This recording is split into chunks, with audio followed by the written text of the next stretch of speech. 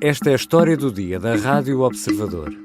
Bruxelas autoriza a vigilância a jornalistas em nome da segurança.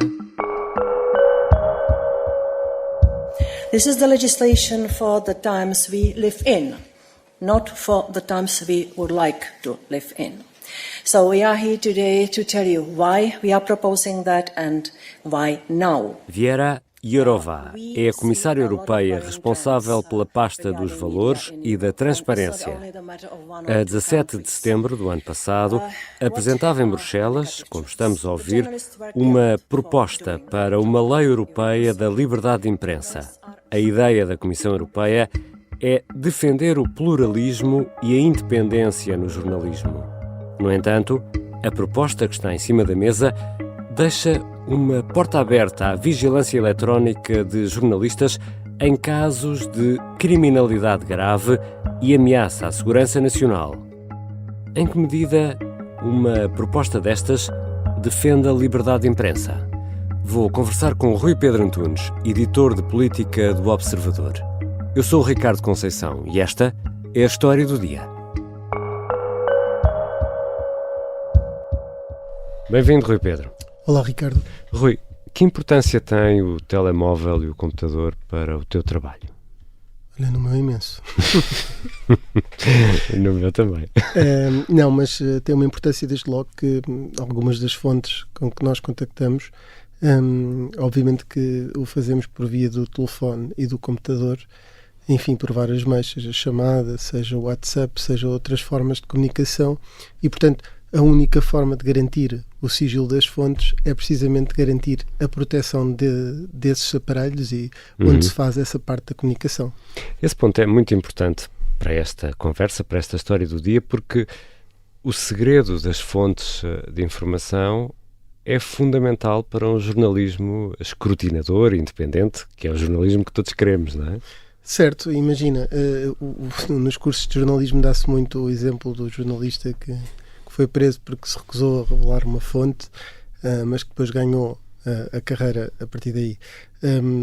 Sem querer entrar aqui em nada corporativista, obviamente que a proteção da fonte é essencial para o trabalho jornalístico, porque muitas vezes, quando alguém está a contar algo, é de uma organização em que está inserido, sobre uma estrutura de desfia, sobre alguém que o pode prejudicar, e nem sempre é por estas coisas, às vezes também são questões de lana caprina, mas a proteção da fonte é fundamental para chegarmos a essa informação. Se não houver essa confiança, não se te dão a informação, se perder, não é? Exatamente, os jornalistas perdem a base do acesso à informação. Muitas vezes essa proteção da fonte dá uma informação mais limpa, permite até que a fonte possa ceder materiais do ponto de vista documental, que podem até comprovar aquilo que está a dizer, enquanto se a fonte fosse identificada, muitas vezes essa informação deixaria de passar, porque ou ela poderia sofrer represálias de estar a dar essa informação junto à organização em que a está a dar, seja pública, privada, ou o que for, portanto tudo isto é muito importante para manter aquilo que é a liberdade de imprensa. Vamos dar aqui um salto a Bruxelas, precisamente para falar de liberdade de imprensa. O Conselho Europeu está a preparar uma lei europeia para a liberdade de imprensa. De onde veio esta necessidade nesta velha Europa democrática e livre? Desde logo o caso Pegasus, em que vários políticos, jornalistas e outros líderes mundiais, enfim, de várias áreas, acabaram por ser alvo de espionagem com recurso a um software, portanto, espionagem informática. E, de facto, também muito há quem goste de sentar ao lado dele a ver a final da Liga Europa, mas há quem goste de chatear Viktor Orbán, e por razões muitas vezes legítimas, e de facto a Hungria e a Polónia, que têm tido desvios àquilo que é o Estado de Direito, têm levado a própria Comissão Europeia, o Conselho e o Parlamento a tentarem legislar, ou pelo menos a abrir a discussão no sentido de tentar limitar esses abusos ao Estado de Direito.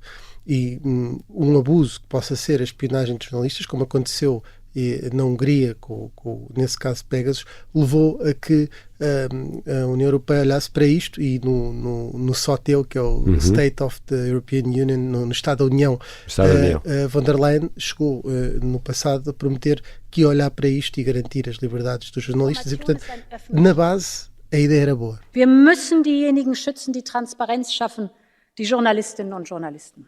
Und deshalb haben wir heute eine Empfehlung zum besseren Schutz von Journalistinnen und Journalisten vorgelegt. Und wir müssen denjenigen Einhalt gebieten, die die Medienfreiheit bedrohen. E em traços gerais, o que é proposto? Bom, a primeira proposta que saiu da Comissão dizia precisamente que os jornalistas tinham uma espécie de proteção e não podiam ser alvo por parte dos governos dos Estados-membros de nem serem forçados a revelar uma fonte, nem se podiam ser alvo deste software de espionagem precisamente por matéria de proteção das fontes, ou seja, que não podia ser excepcionado esse acesso aos jornalistas só por eles dizerem, bom, a proteção das fontes não permite, e depois ir à volta e furar a confidencialidade jornalística com base nesse software e com base nessa espionagem de Estado, não tem que ser criminosa, uma espionagem. E o que a legislação vem criar logo é uma exceção. E essa primeira proposta da Comissão dizia logo que, por imperioso interesse público, também cabe aqui, tem uma grande latitude, e isso podia ser levantado no caso da proteção e da recolha de material jornalístico, etc. E depois, em matéria específica do software, do tal software de espionagem, dizia que, em caso de crimes graves, essa exceção podia ser levantada. E, portanto, esta primeira legislação, que depois ainda é aqui, esta primeira proposta da Comissão, depois ainda é agravada, já tinha aqui margem para institucionalizar quase as exceções sobre as quais os jornalistas podem ser espiados. Já voltamos à conversa com Rui Pedro Antunes, editor de política do Observador. Vamos tentar perceber como é que esta proposta, que começa por tentar defender a liberdade de imprensa, acaba a abrir a porta à vigilância de telemóveis e computadores de jornalistas.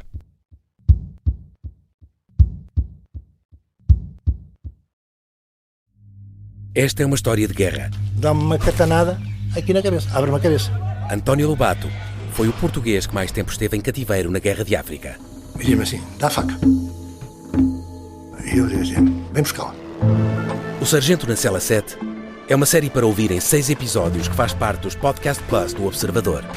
É narrado por mim, Pepe Rapazote, e tem banda sonora original de Noiserve. Os Podcast Plus do Observador têm o apoio da Onda Automóveis. Estamos de regresso à conversa com Rui Pedro Antunes, editor de política do Observador. Rui Pedro, falaste aí há pouco do caso Pegasus. Pegasus é um software israelita que no fundo é uma espécie, é um cavalo alado, mas neste caso é uma espécie de cavalo de Troia, é isso? É um cavalo de Troia que, precisamente nesses materiais que dizíamos no início do programa, consegue invadir e fazer uma espionagem moderna através de tecnologia e no fundo, permitir que, neste caso, enfim, interesses, podem ser líderes mundiais, podem ser jornalistas, possam ser espiados de uma forma mais cómoda do que a forma tradicional, que são escutas, etc. E existiram casos na Europa? Existiram casos na Europa, houve líderes europeus que foram espiados, no caso o presidente francês, e o caso que falávamos há pouco de jornalistas húngaros que foram alegadamente espiados pelo governo de Viktor Orbán. Enfim, foram vários casos por essa Europa fora que, no fundo, acenderam as sirenes de que algo podia estar a correr mal. Não tinha como alvo este Pegasus os jornalistas, mas ajudou a que houvesse uma urgência grande a tentar proteger de alguma forma a imprensa deste tipo de casos. Vamos voltar aqui à proposta, e isto tudo faz um pouco de confusão, porque a proposta, quando avança, tem uma boa intenção. Acho que ninguém discorda de uma proposta que defenda a liberdade de imprensa, mas depois deixa aqui a porta encostada para abrir a possibilidade de vigilância de Estado, não é? Dos Estados aos computadores e telemóveis em casos de criminalidade grave ou de atentado à segurança nacional. Como é que tudo isto se mede e como é que chegamos aqui, Rui Pedro? Pois, a intenção original era boa. Mesmo assim, o que sai da Comissão já havia ali uma margem para que se pudesse espiar. Porque agora o que acontecia era que os vários Estados defendiam, ou melhor, definiam a forma como podiam olhar para estes casos e espiar. Então, nós tivemos casos de terrorismo gravíssimo em França. Enfim, foram utilizadas várias legislações específicas a seguir aos atentados no Bataclan, etc. E a seguir a isso houve muita legislação no sentido de permitir ao máximo que secretas e que o Estado entrasse dentro dos aparelhos dos indivíduos em geral. E, com o tempo, naturalmente, que os países vão se retraindo a tudo o que são imunidades a algum grupo. E o que aconteceu aqui foi que, perante essa primeira proposta da Comissão, o próprio Estado francês, num documento que foi revelado pelo Politico, acabou por manifestar a intenção de que tudo ficasse mais claro de que havia uma exceção para casos de segurança nacional, a tal segurança nacional que tu falaste.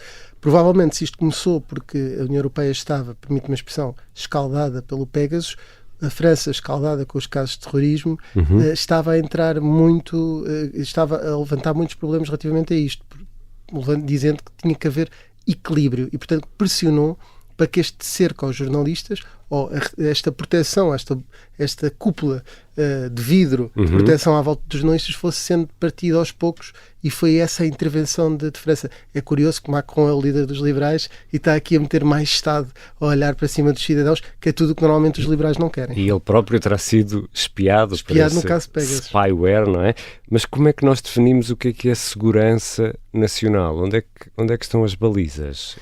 São atentados? Ricardo, conspirações? Ricardo, pior do que isso é o seguinte, é que naquela proposta inicial que eu falava há pouco, a certa altura é permitido esta espionagem em crimes graves.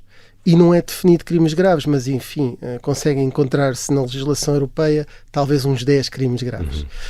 E agora, no último draft, no último esboço, de 16 de junho, que foi consensualizado pelos países, pelos Estados-membros, nesse último draft, o que passou a estar contemplado são todos os crimes pelos quais é possível pedir um mandado de busca europeu. Ora, isto aumenta para 32 crimes possíveis. Eu vou tentar explicar isto desta forma, Ricardo. A pirataria informática está lá. Eu não quero aqui fazer publicidade, nunca utilizei esses. Posso até dizer que foi em tempos, as pessoas não interessam a minha vida particular, gozado por comprar aqueles DVDs que existiam sem ir à pirataria, mas há algum jornalista que vá a um site daqueles do Sou Pobre, já não sei exatamente...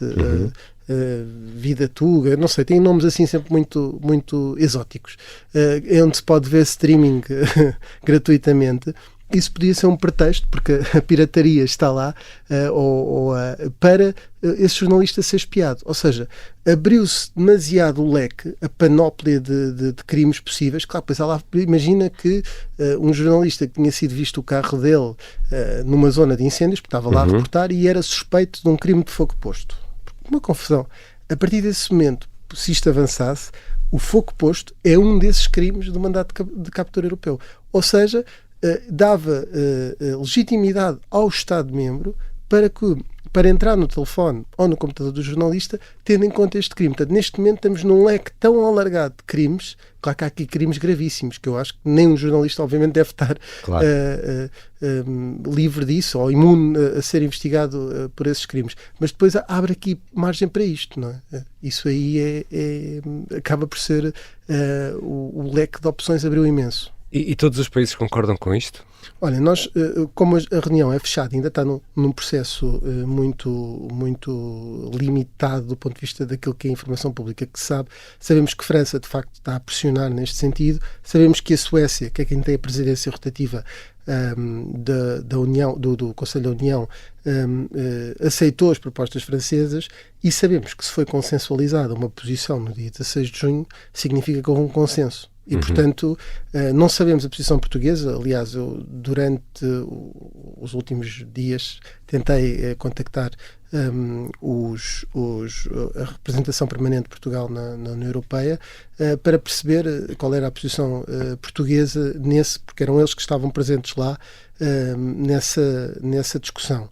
Não conseguimos saber qual é. Isto é do conhecimento do Estado português. Esteve na decisão. A decisão ainda não está tomada. Suspeito até que quando chegar a outras instituições europeias, como o Parlamento Europeu, vai haver forte oposição a isto. Era isso que te ia perguntar. Quais são os próximos passos? Bom, isto agora tem que ser discutido entre o Conselho e a Comissão e o Parlamento. É assim uma negociação trilateral. Mas antes de passar a lei, à forma de lei, tem de ir ao Parlamento Europeu, que no fundo a quem compete a legislação. E é aí que eu antecipo. Eu já falei com outro deputado da LIBE, que é a Comissão de Direitos, Liberdades e Garantias, é a nossa primeira comissão aqui do nosso Parlamento, mas no Parlamento Europeu, e parece-me que os deputados não estão muito entusiasmados com isto. Pelo contrário, levantam alguns problemas éticos do ponto de vista de entrar no sigilo profissional dos jornalistas, e está a preocupar alguns deputados que ainda não querem falar em ONU porque não conhecem a proposta final, mas antecipa-se aqui que haja problemas para quem quer ir neste sentido. Obrigado, Rui Pedro. Obrigado, Ricardo. Rui Pedro Antunes é editor de política do Observador e acompanha também a atualidade das instituições europeias. Esta foi a história do dia. Os sons que ouvimos estão disponíveis no site da Comissão Europeia. Este episódio contou com a colaboração do jornalista Vasco Maldonado Correia, sonoplastia do Artur Costa e a música do genérico é do João Ribeiro. Eu sou Ricardo Conceição. Até amanhã.